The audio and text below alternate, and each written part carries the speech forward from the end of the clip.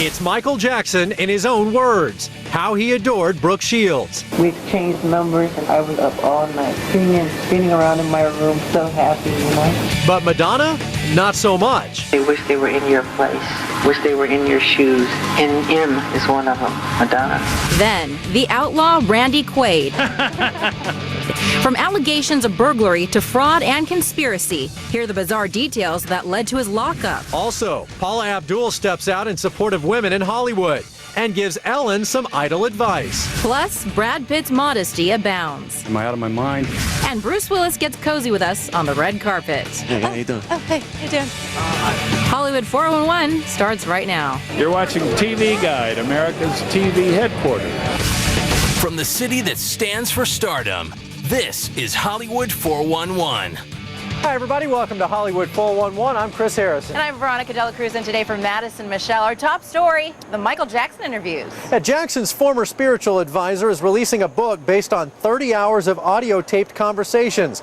In the interviews, Michael talks about everything from his childhood scars to the women in his life. Megan Tabrizian is in the Hollywood 411 Nerve Center with the details. Megan. Thanks, guys. On the Today Show Friday morning, we heard more from Michael Jackson in his own words, talking to Rabbi Shmuley Boteach. On the audio tapes, he opened up about both Madonna and Brooke Shields. Her pictures were all over my wall, my mirror, everything. And I went to the Academy Awards with Diana Ross. And this girl walks up to me and says, "Hi, I'm Brooke Shields." And she goes, "Are you going to the after party?" I go, "Yeah." She goes, "Good, I'll see you at the park." I'm going, "Oh my God!" And she knows she's all over my room. So we get to the after party. She comes up to me, she goes, "Will you dance with me?" I went, "Yes, I would dance with you." Man, we exchanged numbers and I was up all night singing, spinning around in my room, so happy, you know. And while he was giddy about Shields, Jackson didn't seem as enamored with Madonna. They admire you and know you're wonderful and great, but they're jealous because they wish they were in your place, wish they were in your shoes. And M is one of them. Madonna, hate to say it. She's not a nice. She hasn't been kind. She's jealousy. She's jealous. Absolutely. You can hear more when the Michael Jackson tapes, a Dateline exclusive, airs Friday at 9/8 Central on NBC. In the meantime, Michael Jackson fans have been lining up at LA Live for the Regal Cinemas special showings of This Is It. Tickets don't actually go on sale until Sunday, but since the documentary is only scheduled for a limited 2-week run, diehard fans say they are happy to wait 3 days in line for the hot ticket. This Is It is a documentary taken from more than 100 hours of footage of Jackson's rehearsals for what was supposed to be his farewell tour. This Is It opens worldwide October 28th. Back to you. Thanks, Megan. Our other big story, Randy Quaid getting arrested. Veronica, this is a bizarre story. The actor and his wife are accused of skipping out on a $10,000 hotel bill. Now, if you think that's bizarre, and it is, wait until you hear the details. Randy and wife Evie Quaid busted. But they say we're innocent. And Randy's brother Dennis doesn't want to talk about it. Excuse me. Pardon me. Randy and Evie Quaid were arrested Thursday in Marfa, Texas for allegedly ditching out on a $10,000 California hotel bill. The Quaids are charged with felony burglary, conspiracy, and defrauding an innkeeper after failing to pay a hefty bill from the San Isidro Ranch in Santa Barbara, California.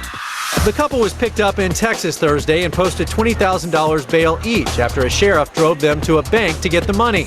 They reportedly were all smiles and goofing off as their mugshots were taken, and then sent TMZ this handwritten statement and a copy of a cashier's check made out to the hotel. The statement says, "I promise the state of California, Texas does not bother people over hamburgers ordered by room service, supposedly burglarized. I promise you, we have paid our bill. Here's a copy of the cashier's check. Only one problem. The check is for just half of what they reportedly owe." We didn't come to impose. Known for his offbeat roles and kooky red carpet antics, Randy is the older brother of actor Dennis Quaid, who Friday had no comment on his brother's arrest. TMZ also reports that Friday, Evie Quaid returned to the police station where they were booked and, quote, went psychotic on the cop who arrested them, saying he was corrupt and had invented a plot against them. This story just gets weirder and weirder. And more craziness just in from TMZ. Evie Quaid personally parked this truck outside the mayor's office in Marfa, Texas Friday, complete with a hand-painted sign that accuses the deputy who arrested her and Randy of taking bribes.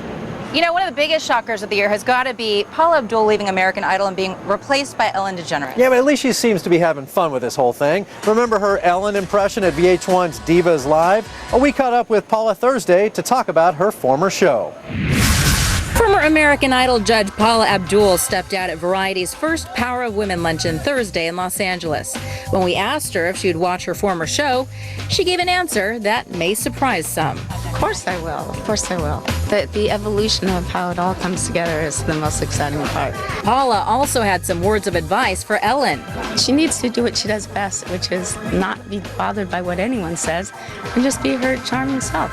And Paula says not to worry about her. She's got plenty keeping her busy these days. I'm having a real good time developing wonderful projects and guest starring on Drop Dead Diva as a reoccurring character.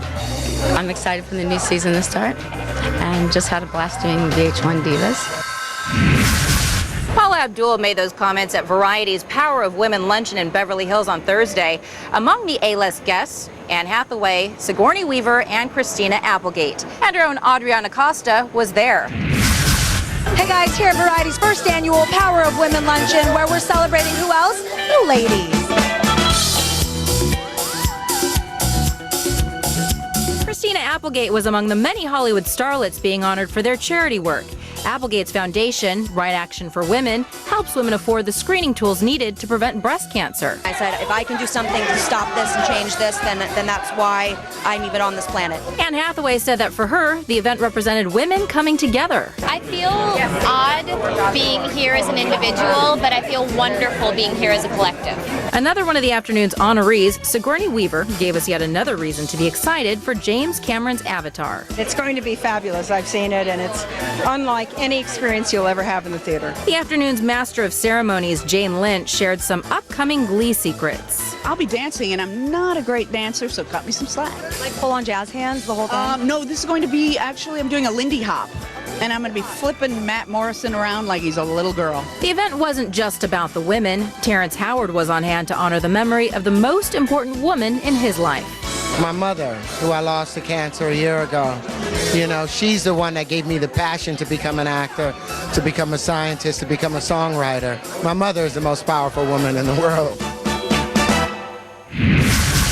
Well, Brad Pitt joined forces with former President Bill Clinton in New York on Thursday night for Clinton's 5th annual Global Initiative meeting. Yeah, Pitt was at the annual convention as a guest speaker to talk about the progress of his Make It Right Foundation he established in the aftermath of Hurricane Katrina. If we had not been so blissfully naive to the potential, we would not be experiencing what we're seeing today, and that is the unquantifiable joy of families returning home to the Ninth Ward.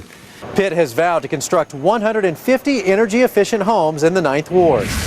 After 2 kids and a successful pop solo career, fashion maven Gwen Stefani is back with a band that made her famous, no doubt.